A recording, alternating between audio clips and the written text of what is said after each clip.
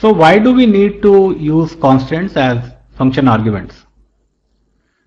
So the number one reason is that constants allow better type checking and possibly optimization by the compiler.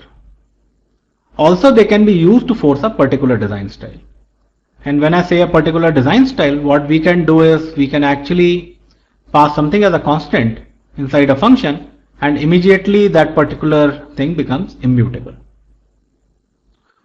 So let's take an example. We have here a function myfunc, which is operating on a string s. It's a string reference. What we do is we just print out the particular string, and that's it. So we call this function myfunc from the main routine, and we pass it a string hello world. Now the moment we try to compile this code, we actually get a error from G++. So what G++ says is that it's an invalid initialization of a non-constant reference of type something from a temporary of type const_char pointer.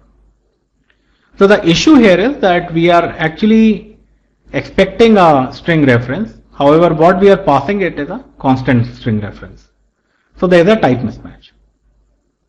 So what we do is we actually prepend the const keyword, which says that the reference s is a constant reference. That means within this particular function it cannot be modified. So the moment we do that, then the compiler works just fine and we are able to get a string on the screen. So what was really happening in the previous cases, that since we did not use the const keyword, the compiler thought that it is possible that in a particular definition of the function, we could actually end up modifying it inside a function. Now here we were actually passing it a constant string, which could not be modified. So of course there was an issue. So the compiler found it out early. And there are many such examples wherein the compiler would be able to detect the problems much early on in case of strongly typed languages. The constantness is read from left to right. So what we can potentially have is the case which we have seen previously, wherein there was a reference to a constant string or a const pointer, or in the other case we can have a pointer or a variable which itself is constant. That means which itself cannot be modified.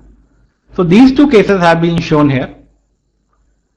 So on the screenshot on the left we have myfunc, and myfunc actually takes an argument as a const_char pointer. That means C is a pointer which is pointing to a constant character. So this particular thing cannot be modified. The value of C itself can be changed, but what it's pointing to, that particular object cannot be modified. So inside this myfunc, we actually have C is equal to foo, which works just fine. And the compiler is going to compile it and it will run just fine. Because what we have done is we have again assigned it a constant foo. If we try to assign it to a non-constant, then the compiler is going to error out. In the second case, what we do is we have a void myfunc. It is pointing to a const_char and the pointer itself is a const. So notice how we have written it, const_char pointer const C. So the way you should read it is, you should parenthesize the first const_char, which is specifying the type of the pointer, and the second const is actually associated with the pointer itself.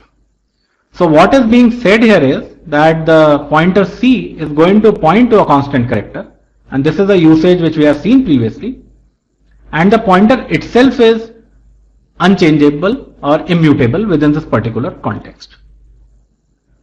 So when we try to assign this particular pointer to another constant char, foo, as we have seen previously, the compiler errors out. And the error which we see is assignment of read-only parameter C.